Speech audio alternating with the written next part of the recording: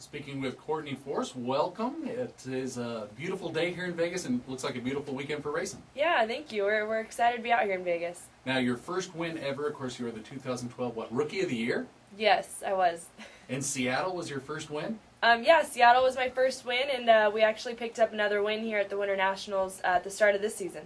Force is your last name. Is there extra pressure going in, or were you destined from this from birth, basically? I don't know about that. I mean, I definitely grew up in the sport. I've always, loved it and had a passion for racing, watching my dad, John, race.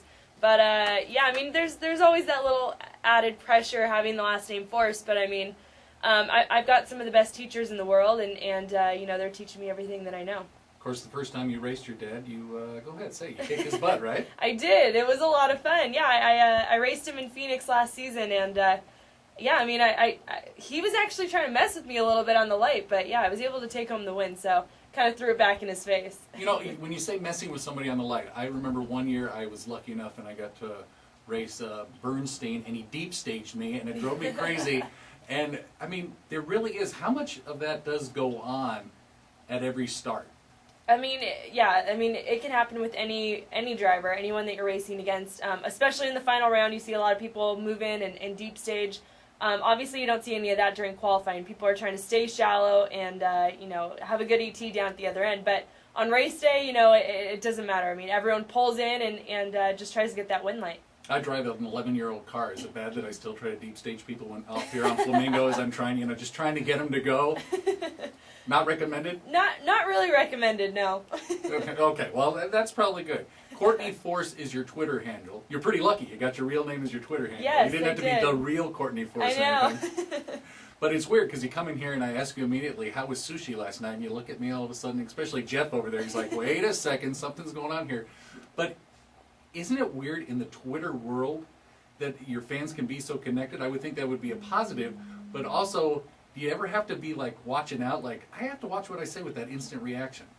Yeah, I mean, you definitely do. I'm always very careful, but, you try to give the fans a behind-the-scenes look to, your life outside of drag racing, and obviously they know that the Vegas race is coming up this weekend. The weather's going to be great, so we're hoping that, the fans come out and watch, but, yeah, I mean, it's kind of cool to, post stuff like that on Twitter and let them see a different side of me. Have you ever had a time where you were about to post something and maybe somebody next to you said, whoa, Courtney, let's be a little bit smarter there. I mean, because sometimes in anger, maybe perhaps maybe Sarah. Maybe Sarah's helping you out there. But I mean, is it like all of a sudden you're like, I need to take a minute? Because as you know, a lot of athletes, as I said, do get in trouble with that.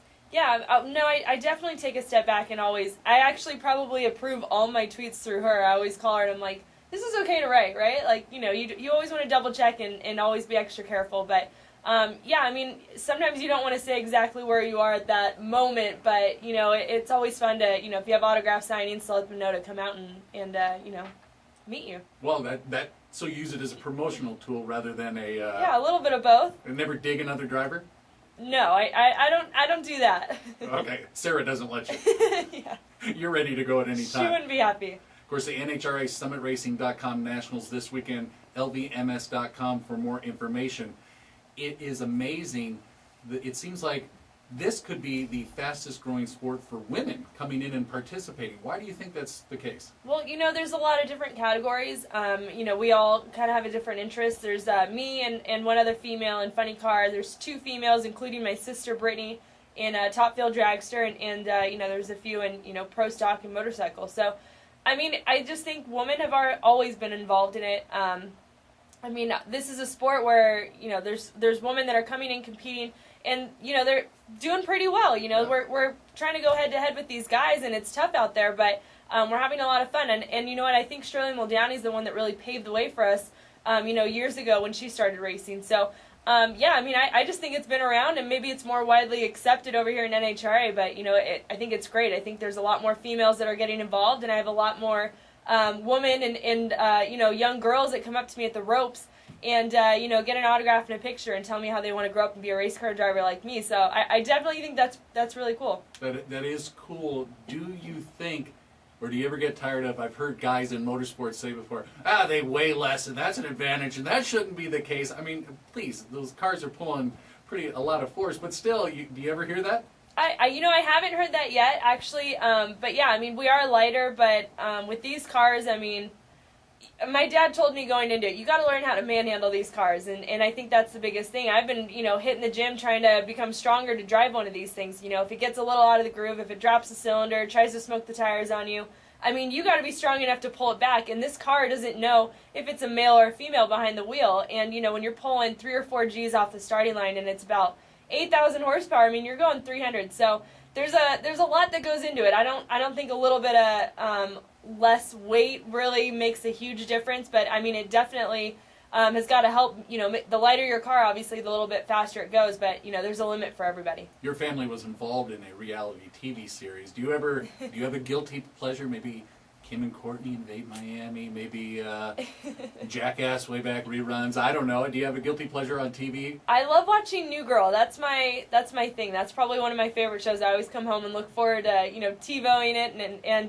getting to watch all my shows back to back. New Girl. I'm not even. Is that what is that? With Zooey Deschanel. It's on Fox. I'm obsessed with it. I love that show. I always, of course, guilty pleasure, watch the Kardashians. You can't help it. And of course, I'm one of those guys. I'm flipping across, and all of a sudden, you've got to watch it for like 3 minutes. Exactly. That's all. Just only 3 minutes. Only 3. Well, Courtney, good luck this weekend. Do you have any signings or anything coming up the next couple days you want to promote? Yeah, we'll be out there this weekend. I think we'll be signing. I'll be signing over at the Traxxas booth on Saturday. But fans, I think the greatest thing about this event, you can walk right up, get your tickets at the racetrack.